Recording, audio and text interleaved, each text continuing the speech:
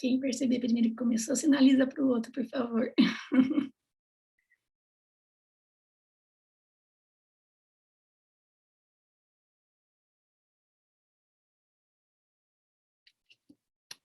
Maravilha. Recebemos aqui o sinal de que já podemos começar.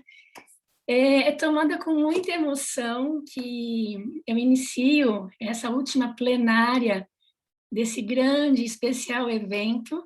E para que a emoção não me roube muito a organização das ideias, eu tomei nota de pontos centrais. Eu gostaria muito rapidamente de comentar antes de passar a palavra para esses queridos convidados que aqui estão com a gente. Esse evento já seria por si só emocionante, porque a gente precisa frisar. A gente está aqui celebrando 15 edições do RWIO. Evento a cada ano, em todos os anos, tão finamente, cuidadosamente organizado, cuidado, liderado pela nossa querida professora Silvia Sais.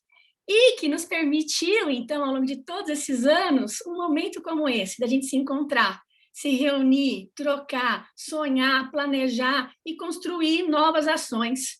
E a cada ano se retroalimentando em cada edição.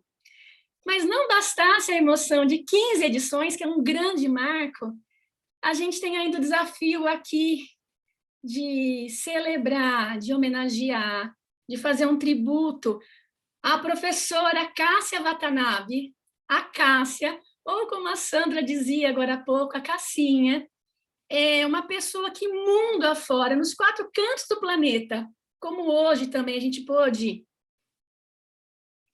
reviver, foi incrível e tão precocemente se despediu desse plano físico. E durante o dia de hoje, a gente conseguiu reviver, se inspirar na importância do trabalho científico, mas da obra acadêmica, da obra humana, sobretudo também, que a Cássia nos deixa. E nos diferentes depoimentos que a gente teve, desde a fala inicial da Silvia, depois do professor Décio, Furquim, e agora no início da tarde, a sessão incrível que Ana e Sandra fizeram, ficou muito vivo, que eu vou querer falar aqui em 2 frases. O papel da Cássia em conectar pessoas e em aplicar a teoria de contratos por um mundo melhor. E essa nossa mesa de agora tem muito disso. Com o último detalhe que eu preciso compartilhar com vocês. Porque essa mesa é fruto de uma ação que a Cássia nos ajudou a desenhar quando do germezinho inicial, do embriãozinho inicial. Eu estou querendo falar aqui da rede All for Food, que deriva do CORS, e em uma das últimas conversas profissionais que eu tive com a Cássia, quando eu contava para ela que a gente estava sonhando de uma conexão da academia com o setor privado, ecossistema, ela deu aquele sorriso que só a Cássia sabe dar, que a gente consegue escutar ainda. E ela falou assim, vocês são loucos? E é por isso que eu quero estar com vocês nessa. E ela entrou com a gente nessa. E ela está aqui com a gente hoje. E quando eu, enfim, resgatava e me preparava para estar aqui com vocês, esse nosso último encontro, né, me veio no coração. E depois a Cássia se despediu da gente, mas ela deixa o dever e o desafio para a gente, com praticar o que ela nos ensinou, a alegria, a leveza e o amor, por conectar pessoas e aplicar a nossa teoria, aplicar a teoria no caso da economia das organizações e a teoria de contratos, por um mundo melhor. Então, é nesse contexto, eu peço desculpas pela emoção que me toma, que eu agradeço aqui a Especial Banca, que vai trazer, então, uma perspectiva futura, temas emergentes, como a gente idealizou o título da sessão, sobre contratos e sustentabilidade, particularmente, discutindo experiências, vivências da Suécia, mas também do Brasil, em acordos voluntários em prol da segurança alimentar, em particular contra um drama contemporâneo escancarado pela pandemia, mundo afora, mas particularmente no Brasil, importantíssimo, que é o combate contra perdas e desperdícios. Então, nesse sentido, dando boa noite para a Åsa, que fala com a gente diretamente da Suécia, ou Åsa, da nossa perspectiva, te dando um carinhoso boa tarde, eu queria te agradecer, eu vou lhe apresentar, passando a palavra, e depois, um a um, vou fazer a alegria também de apresentar os demais colegas, e a gente segue nessa troca. E colegas que estão assistindo, coloquem no chat perguntas, me ajudem aqui a aproveitar ao máximo esse encontro emblemático. A Åsa Stenmark, ela trabalha o que seria a Agência de Proteção Ambiental Sueca, Swedish EPA, e, entre outros assuntos fundamentais, ela se dedica a food waste and food loss. E, antes mesmo dessa contribuição, por mais de 10 anos, ela trabalhou em uma outra agência sueca de impacto ambiental, também nessa temática. E é por essas e outras razões, Åsa, que eu gostaria de lhe agradecer, dar as boas-vindas e lhe passar a palavra para a sua fala. Thank you so much for this kind presentation, and it feels like an honor to be here. So I will present to you a little bit about how we set up the voluntary agreement for reducing food waste in Sweden. And it's called Samarbete för minskat matsvinn in Swedish, which is in direct translation, Cooperation for Reduced Food Waste. And should be on the right screen when I'm trying to change slides, as always. So in this agreement, we are the mission is to halve food waste from farm to fork, so the whole value chain is included. And yeah, I should also say that the Cooperation for Reduced Food Waste will shorten SAMS in Swedish. I have no idea what that could mean in Portuguese. I hope it doesn't sound too bad to you. Anyway, we have a target to reduce food waste and food losses all along the supply chain. And we try to do this by investigating where in the food supply chain waste occurs, but also what the reason for this waste is, because it's when you find the reasons, right, that you can actually do something about it. So we have members that are businesses, branch organizations from, of course, the food value chain, but also authorities and ministries joining. So that's sort of the essence in a voluntary agreement like this, that you have both the governmental side, but also the private. And of course, if wanted, the public sector could also join. There are similar cooperations in Great Britain and Norway. And I've also learned just the other day that you had a visit also from RAP in Brazil, trying to take the first steps to set up such a voluntary agreement. Of course, the halving the food waste and food losses is directly the sustainable UN Sustainable Goal 12.3. I guess that you all are aware of that, so that's sort of maybe unnecessary even to show. But yeah, then I was asked to discuss to present a little bit, as I said, how we started this, and it's actually a long story, going all those 10 years back, actually, when food waste started to come on the agenda in Sweden. And and we were a few people starting to discuss this. We were some people from authorities. I was then working at the research institute, but also some private sector persons who thought that, well, this might be something that we should discuss more and try to do something about, which now today sounds so strange that was even a thought to have, but 10 years ago or even 12 years ago, it was a different situation. And waste prevention in general was something that we didn't speak too much about at all. But I've always thought that it's good to start with waste prevention also with food, because literally no one wants to throw away food. So it's very easy to talk about and easy to try to discuss how to reduce it. So we started up with discussions, and not having a voluntary agreement as a goal back then, we didn't really know what that was, I think, but we thought that cooperation is at least needed in order to sort of solve this. So a more loose network was formed that was called SAMMA, which is basically the same cooperation for reduced food waste. But in this network, it was more about, and is still, because it still exists, more about knowledge exchange and having presentations with good ideas and things like that, which has been extremely valuable throughout all these years. It's hosted by the authorities. We are 3 authorities, I should say, also in Sweden, that are linked to food waste. So it's the Swedish EPA, where I'm working. We have the Food Security Agency and the Agriculture Agency. So 3 of us. So this network was hosted, or is hosted, by the authorities.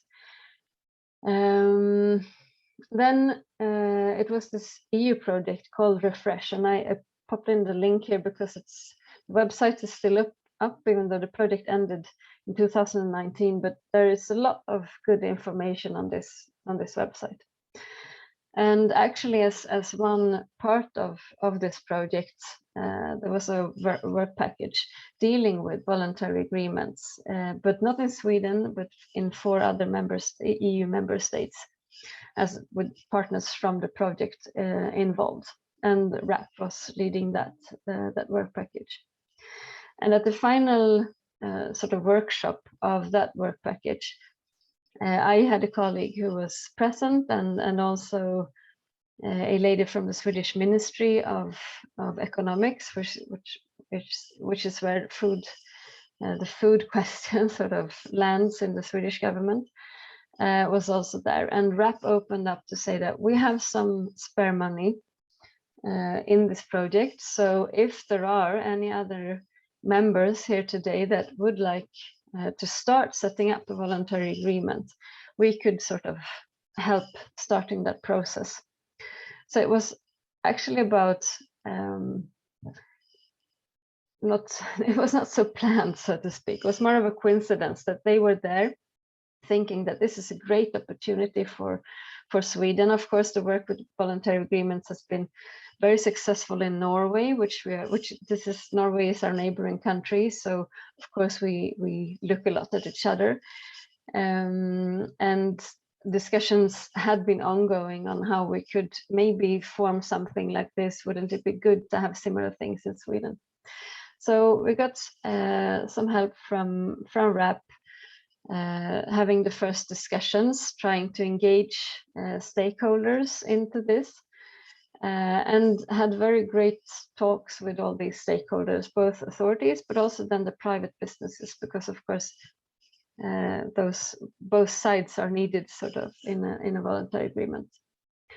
And everyone was really keen on getting this going. So huge engagement and everything from all sides.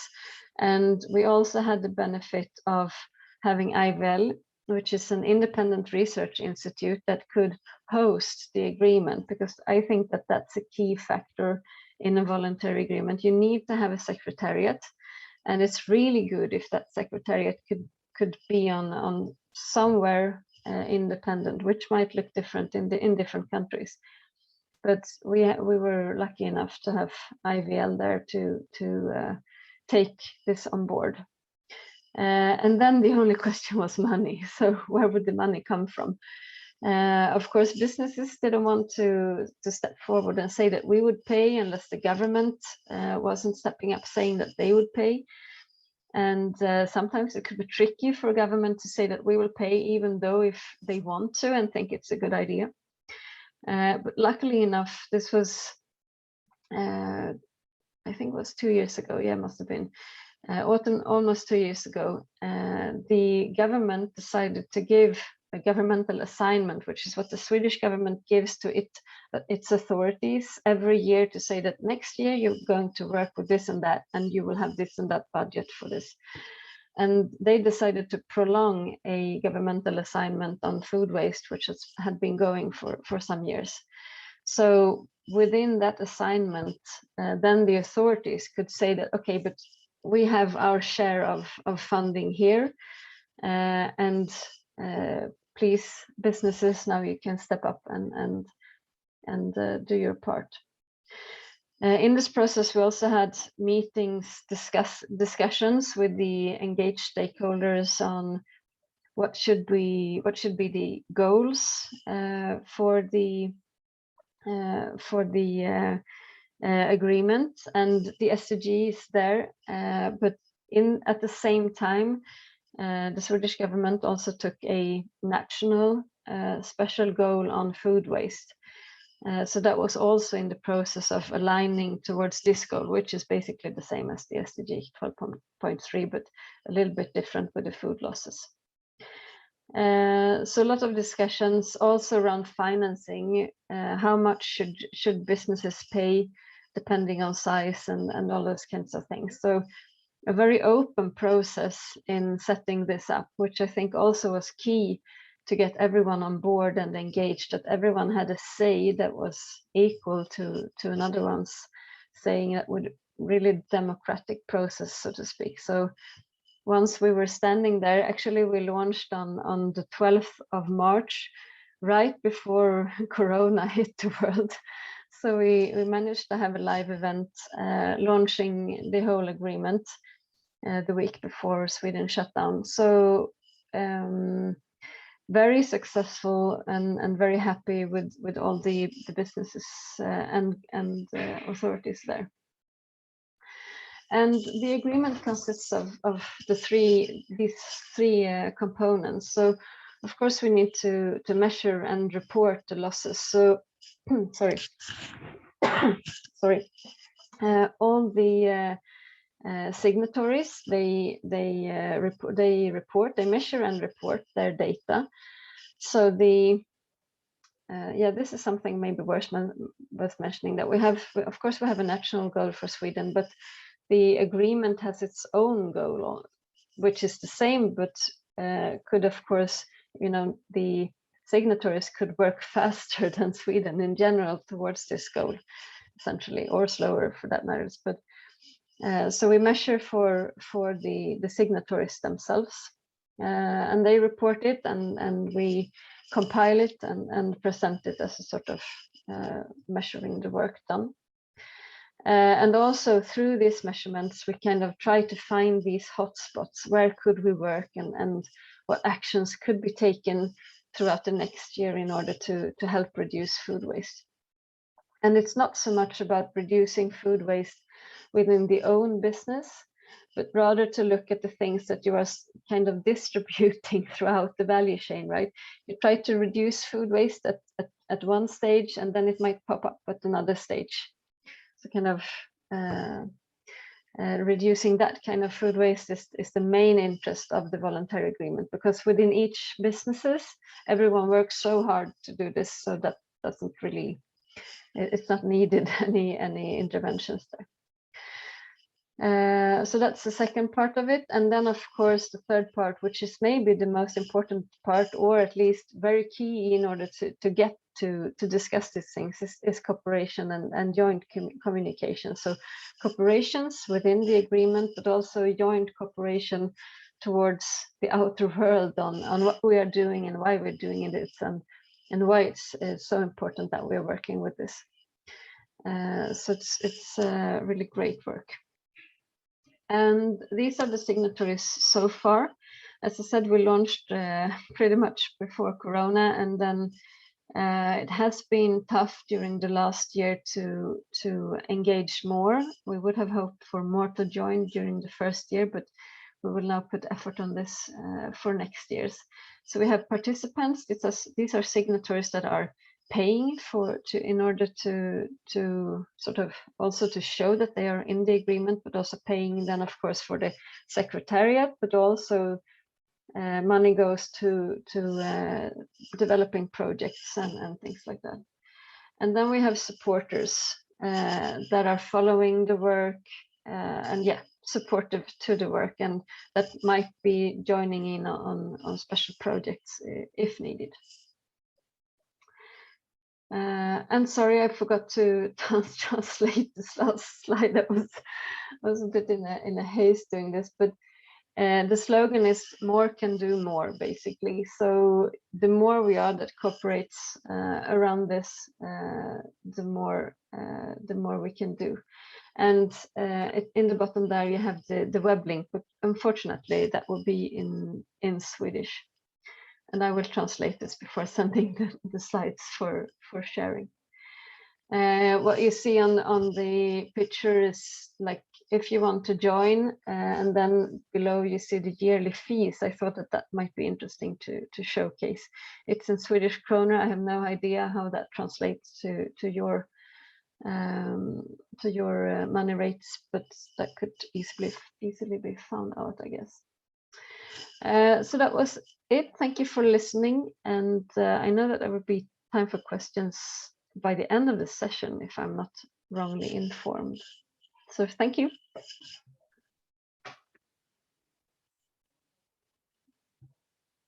A gente que agradece, Elsa, que alegria, muito obrigada.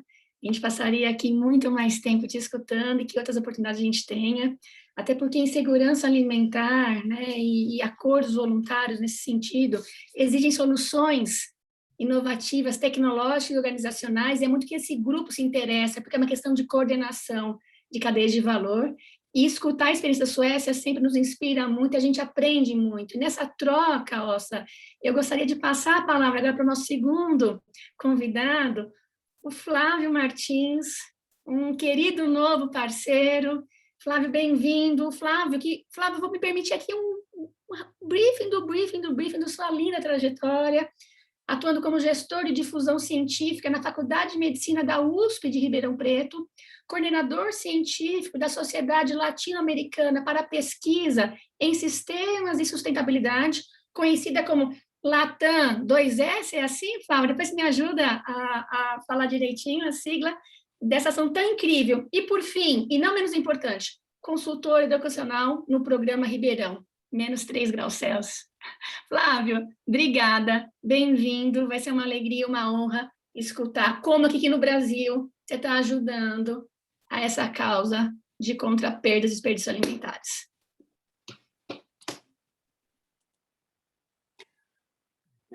Boa tarde a todos. Boa tarde, professora Vivian. Agradeço primeiro o convite para estar integrando esse painel.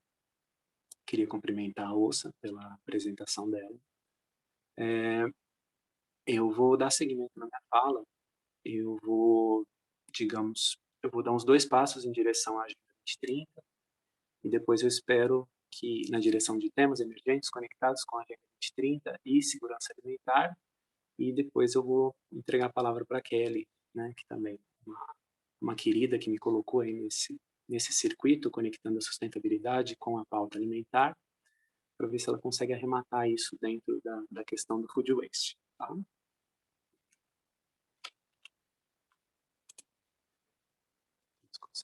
Então, isso é a nossa agenda, né? Que eu já acabei de descrever. E a professora Vivian já fez questão de me apresentar, então vou passar aqui.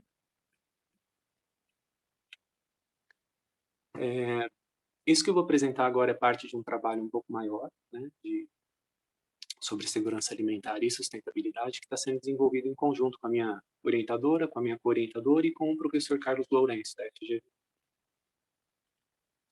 Então, começando um pouquinho só, bem brevemente, sobre a Agenda 2030, a Agenda 2030 é resultado aí de uma longa caminhada em direção à construção do conceito, né, do desenvolvimento sustentável, passando por cientistas, no primeiro estágio por cientistas, por ONGs, depois ganhando a pauta no âmbito da política governamental, e num estágio final, chegando até as organizações e também no comportamento dos consumidores.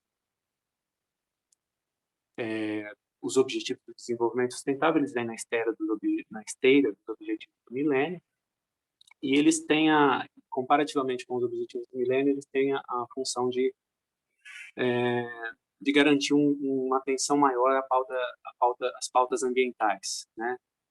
Sem perder os benefícios socioeconômicos conseguidos nos primeiros anos desse milênio, né?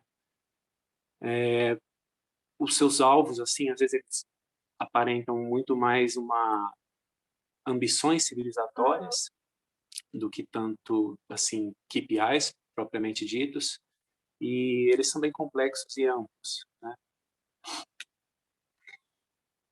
E quando a gente fala de uma atenção maior às questões ambientais, a gente está falando especificamente da pauta climática, da emergência climática, né?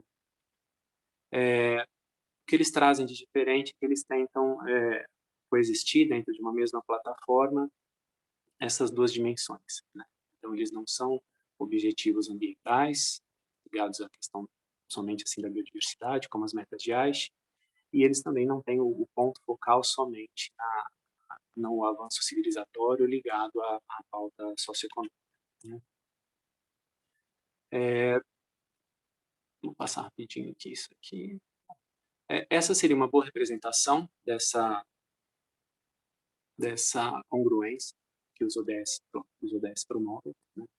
Que é uma adaptação entre o modelo dos ODS e o modelo dos limites planetários do Rockström.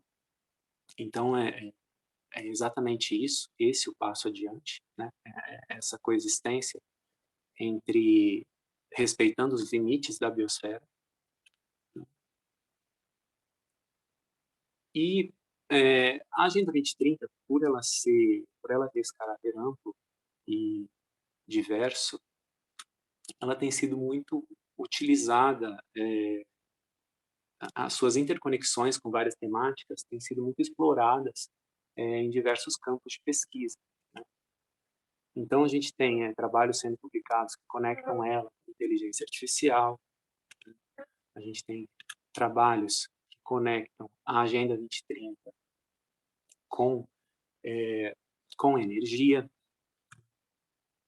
a gente tem trabalhos conectando a Agenda 2030 com questões específicas, como, por exemplo, energia off-grid, né? A gente tem trabalhos conectando a Agenda 2030 com saneamento, com a pauta sanitária em contextos específicos, como é o caso do Brasil, com educação, a gente tem, com a Covid, por exemplo. Esse é um trabalho que a gente tem em curso, que a gente está fazendo um mapeamento entre os 169 targets e os impactos da Covid no Brasil. E, não obstante ela seja ampla e ela tenha sido aceita pela maioria dos países signatários, a maior parte do mundo ainda está lagging behind, né, da agenda, está atrás do contexto de atingimento da agenda, e em boa parte por ela ter essa perspectiva de multilevel, né? Ela é uma agenda de nível global e a ação acontece no nível local, né? Então, essa questão da contextualização da agenda para a territorialidade tem sido um dos principais desafios para colocar ela, para executar ela na sua total potencialidade. E como que isso vai se conectar com segurança alimentar no Brasil, né? Essa pessoa da foto que vocês estão vendo é faz parte da história da produção agrícola nacional. É uma pesquisadora que revolucionou a produção de soja no Brasil. A gente não precisa ficar comentando com muitos detalhes, né, o papel que o país ocupa na produção de algumas culturas alimentares. Né? Papel de destaque, o maior rebanho do mundo. Né? Então, a gente pode considerar o Brasil como um dos grandes produtores, né, um dos grandes fornecedores de alimentos do mundo. Não só em quantidade, né? Essa é a Masha, né? A Masha é um desenho russo, né? Então é uma questão da cultura europeia que vem para o nosso país. E a Masha está fazendo uma geleia de blueberry, uma geleia de mirtilo. Né? E essas são minhas filhas. As filhas assistem o desenho da Masha. Né? E aí elas falaram assim, pai, eu quero blueberry, eu quero mirtilo. E eu falei assim, olha, mirtilo não tem aqui. Mirtilo vai ter lá em tal lugar, então outra hora a gente vê isso. Né? E eis que um belo dia eu chego aqui na horta, no hortifruti, aqui no supermercado, a 50 metros da minha casa, e tem lá, do lado das uvas, tem lá blueberry, o mirtilo. Né? E aí eu fui olhar e vi que o mirtilo está no Brasil desde a década de 80, né? E que a gente tem tecnologia para produzir o mirtilo, tecnologia desenvolvida pela Embrapa. Né? Paralelo a isso, né, a gente cada vez mais tem ouvido relatos da produção de uva nos trópicos, tanto no Brasil como na China. Isso também é tecnologia desenvolvida pela Embrapa, por política pública e civil. Então, a gente tem um cenário no qual o Brasil ele consegue atender o mundo em quantidade e, digamos, em diversidade também. A gente consegue produzir bastante e produzir coisas diferentes. Esse é o seu Miguel. O Miguel está catando caranguejo, né? Caranguejo, por exemplo, carne de caça, esse tipo de coisa é componente essencial da segurança alimentar de muitas regiões do Brasil. Essas aqui são algumas fotos de um local que chama Assentamento Mário Lago, que fica a alguns quilômetros aqui da minha cidade. Eles produzem orgânicos, né, em sistemas agroflorestais.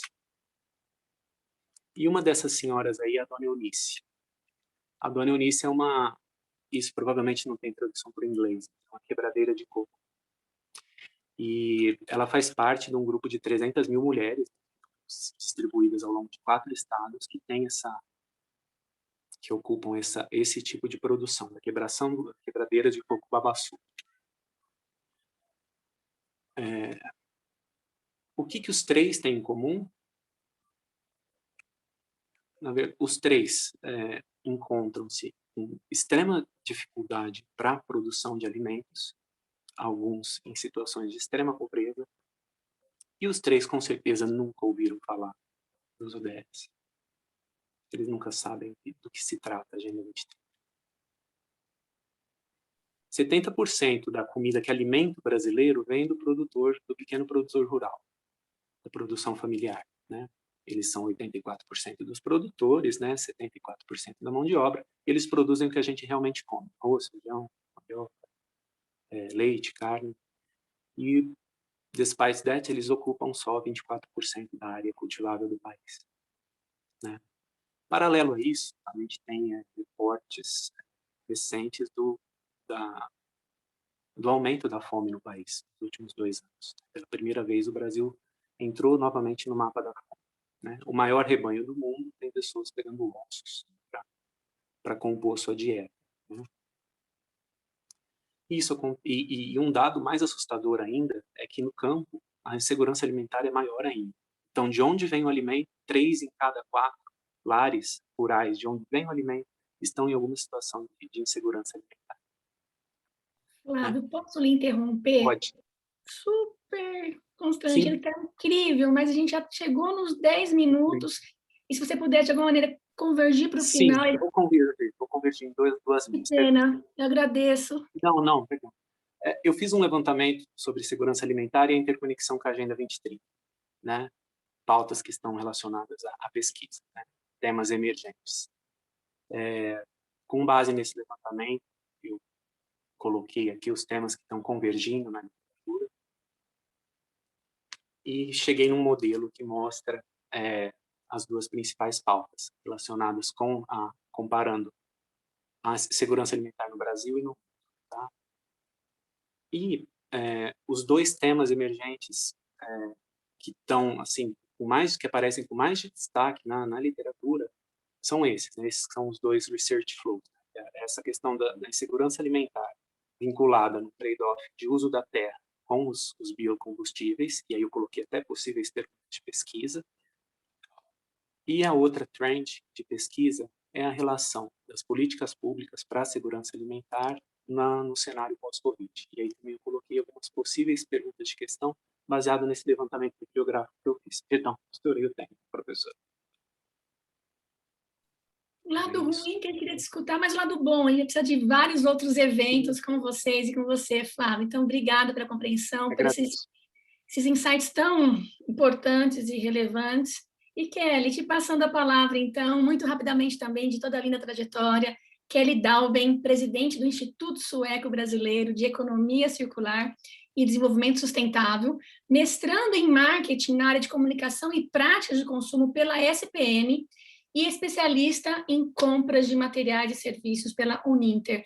Kelly, por favor, a palavra é sua. Vai ser incrível fechar esse painel, te escutando e trazendo ações aqui para o Brasil. Obrigada. Puxa, obrigada, Vivian, pela apresentação, pelo espaço de fala e principalmente pelas conexões, né? Eu acho que você começou falando de conexão e eu não tenho como terminar não falando delas. Eu acho que a gente traz hoje nessa mesa um pouco da história de cada um, dessa conexão que a gente veio construindo ao longo desse ano. E eu vou contar um pouquinho para vocês da história dessas conexões que trouxeram a gente aqui e que acabam celebrando esse 15º aniversário de evento. Que lindo isso, né? E que oportunidade da gente conectar, né, ações internacionais e as necessidades que a gente tem e as oportunidades. Então, eu vou contar um pouquinho o que o Instituto Sueco Brasileiro de Economia Circular e Desenvolvimento Sustentável tem feito nessa direção, né? A gente, aqui, estimulado pela Suécia, a gente começou um ensaio para um acordo voluntário, né, do Brasil, colocando isso em pauta de uma outra forma para outros atores. E ele se chama o Clube da Economia Circular. Não está funcionando a minha apresentação, vou parar aqui e tentar compartilhar de novo. Desculpa, gente, sempre dá um enrosquinho, né? Só porque o tempo é curto. Mas vamos lá. Essa história está conectada com a cooperação bilateral que acontece entre Suécia e Brasil lá desde novembro de 2013. Em 2017, dentro da própria história da OSCE, a gente pôde ver que a Suécia começou a falar um pouco mais para a gente aqui no Brasil sobre desperdício de alimentos. Em 2019, trouxe as questões dos acordos voluntários lá que eles estavam lidando. E nasce o WISB para aumentar um pouco esses braços e conectar aqui no Brasil, Suécia, entes privados e governamentais, e também aqui os entes privados do Brasil, academia, enfim, para a gente conversar num fórum um pouco maior sobre esse assunto tão importante. E daí o que aconteceu nesse ano que foi super legal, foi que em fevereiro a gente começou, né, o WISB nasceu em dezembro de 2020, em fevereiro a gente começou um evento para ver como é que as pessoas se conectavam a esse tema, né, desperdício de alimentos e acordos voluntários. Foi um grande evento, a gente teve muitas pessoas envolvidas e espontaneamente as pessoas começaram a se achegar a este tema, ao WISB. Aí em março a gente chamou um workshop com a ONSA para ela falar um pouco mais de acordos voluntários. Isso veio crescendo de uma maneira muito bonita, muito autêntica, original, cooperação de verdade, assim, desde a base. Então, foi muito legal isso que aconteceu e hoje a gente está sendo brindado já lá em novembro de 2021, durante todos esses anos, né, de construção, de cooperação, de alinhamento, de amizades, né, porque é feito de pessoas, de conexões. A gente está recebendo aqui o NEP e REP para dar mais energia ainda para acordos voluntários em desperdício de alimento no Brasil.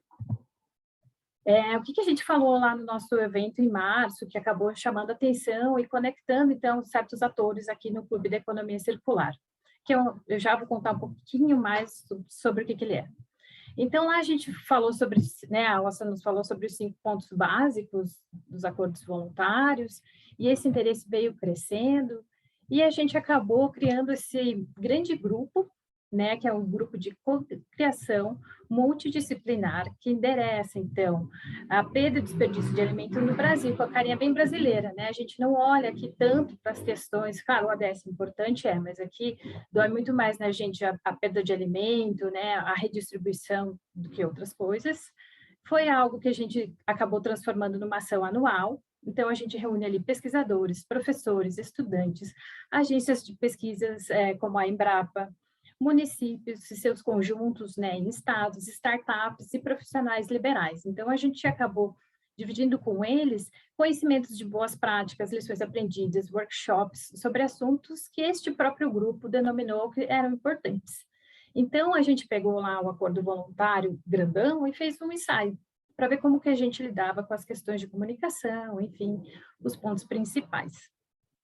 Os encontros foram mensais, né, e a gente teve workshops durante esse período de 2021, e o ISB dedicou a sua equipe inteira nesse trabalho para, né, ter um plano de ação aqui no final desse ano. Então, resumidamente, esses são as matrizes, né, do nosso clube da economia circular. Por que a gente fez esse clube, né? Porque a gente pensou que precisava de um MVP, né? Um produto mínimo, começar pequeno, uma plataforma de teste, tanto para o conceito, para ver se isso era aderente. Então, foi muito legal, né? Porque a gente teve a opinião dos pesquisadores que estão direcionados para isso, um super apoio da colaboração do All for Food. Então, esse esforço coletivo a gente viu se concretizar e conseguiu tirar algumas lições aprendidas dessa ação espontânea. Claro que não é fácil lidar com o coletivo, porque a gente tinha ali mentalidades de pesquisa, mas mentalidades de startup, então, né, flutuava, as tensões de campo acontecem, mas foi muito legal para a gente identificar pelo menos lacunas de ação e de conhecimento. Então, ali neste grande grupo, hoje somos mais de 40 pessoas nesse grupo, de diversas universidades, de diversos locais, inclusive, né, governamentais, a gente identificou, então, que mensuração e comunicação é algo super importante para a gente diminuir a perda de alimentos no Brasil. Né? A partir disso, surgiu um plano de ação integrada, que é o Atlas do Não Desperdício, né, que a gente quer reunir as informações ali, e o Conexão Suécia, para que essa conexão entre pares continue, né, não seja algo só governamental, mas a gente consiga também manter essa energia, né, dessa troca ativa. Aqui um pouco, então, dos resultados e das lições aprendidas. Eu estou correndo, gente, porque eu sei que o meu tempo é curto. O último sempre tem o tempo mais curto. E daí, claro, o que o futuro nos reserva nessa pasta, né? A UNEP e o REP estão vindo com esta vontade para o Brasil. Eles trazem recursos da ONU, né, para dar um pouco de energia nisso aqui. Né? Hoje eles estão na fase exploratória, falando com grandes atores, grandes associações ligadas aos supermercados, às indústrias de alimento, com um perfil totalmente diferente do que a gente estava falando lá, ficou falando todo esse ano. Mas qual que foi a importância da gente manter esse grupo ali? Eles são conectores, né? Como eu falei, grandes empresas são feitas de pequenos projetos, pessoas, inter-relações, então isso fez a maior diferença agora, nesse momento que o NEP e o REP vem para o Brasil para conversar sobre isso. Então, no futuro, a gente vai ver esse estudo exploratório se vai, a gente continua com o plano de ação do ISB, todos aqui são bem-vindos ao nosso Clube da Economia Circular para continuar discutindo e desmistificando os acordos voluntários para alimentos e outros. E eu agradeço de novo o tempo de fala. Desculpa de ser super rápido, mas vamos para respeitar o tempo do evento. Obrigada, gente. Kelly, seu time sueco sempre incrível. 10 minutos cravados. Eu que queria pedir desculpas a vocês, mas agradecer por esse briefing tão sugestivo, tão importante. E pegando o seu gancho final, Kelly, desse futuro, né?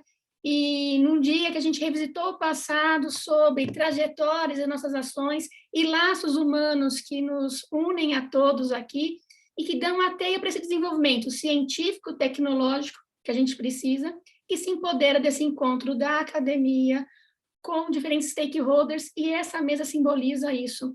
Então, já em tom de agradecimento, e porque é muito bom agradecer quando a gente está junto no mesmo plano, a gente pode abraçar e olhar no olho e dizer muito obrigada. Eu queria agradecer a vocês, falar meu muito obrigada em nome de todos, e também ao Iada, Matheus, a equipe, que esteve quietinho nos bastidores, mas nos salvando aqui, muito obrigada.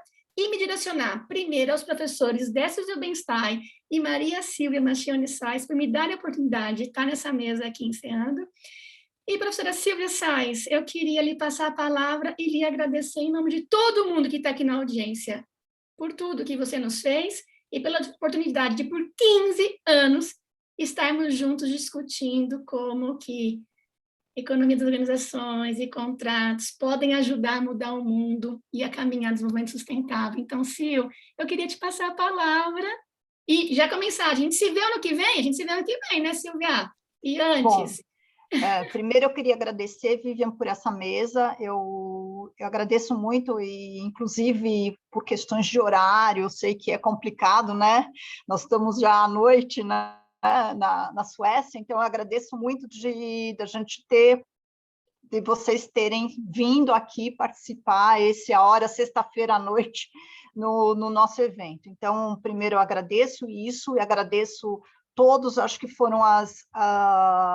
uma parte mais empírica, né, do mundo, né? Então eu acho que é interessante, porque a gente teve uma parte muito mais teórica, né, no primeiro momento, nas primeiras apresentações, né? Então, que foram sempre uma abordagem teórica forte, né? E agora a gente, nesse segundo momento aí, à tarde, a gente teve uma análise da trajetória da Cássia com questões mais empíricas, e a gente fecha com essa mesa, que eu acho que, no fundo, é uma coisa nova para nós, e que eu acho que é o nosso caminho agora, um pouco, é de também nos relacionarmos com esse mundo mais real, olhando coisas que são prementes hoje em dia, né? O que é premente hoje em dia? Eu acho que foi interessante, porque o Flávio ele tratou de questões muito mais ligadas à questão de segurança alimentar, e do lado da... como que fala o nome dela? Eu fico na dúvida. Osa, desculpa. Tá certo? Tá certo agora.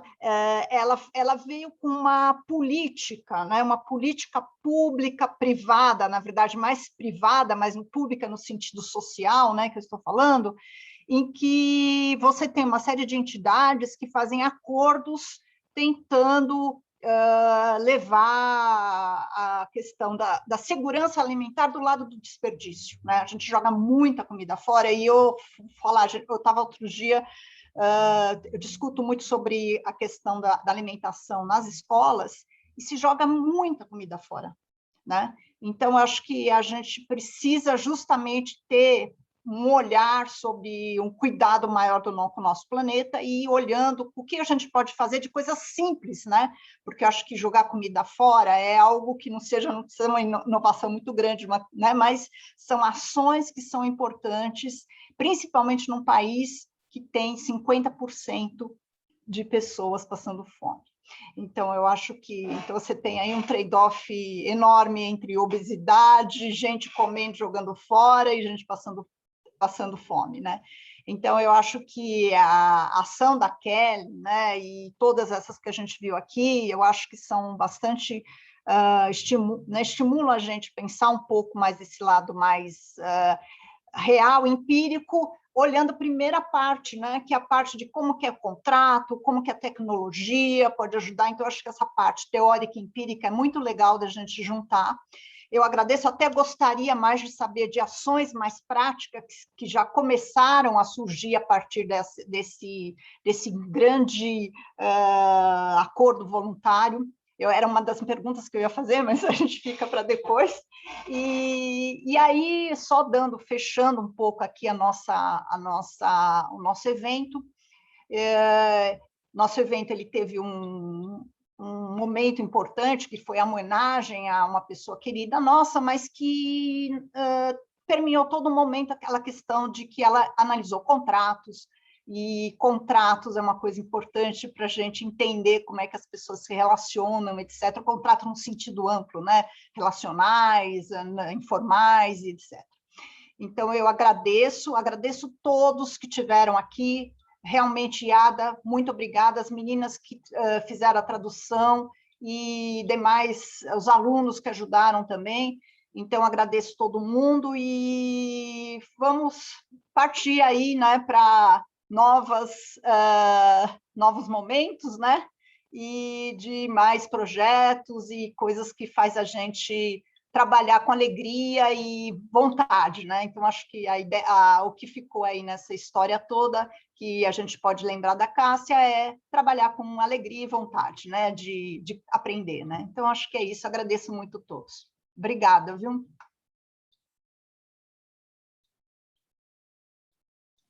Obrigada, gente. Um beijo. Até mais aí. Tchau, tchau. Tchau, Kelly. Obrigada, beijo. Tchau, gente. Obrigado. Até Tchau, mais. tchau. E próximas virão. Precisamos de outras conversas com vocês. Obrigada. Um beijo. Awesome. Thank you so much. Kelly, obrigada por tudo. Flávio, um prazer. E Obrigada, Cecília, Bia. obrigada. Obrigada, Bye, Flávia. bye. Obrigado. See you Prazer. soon. Tchau. Bye. Bye.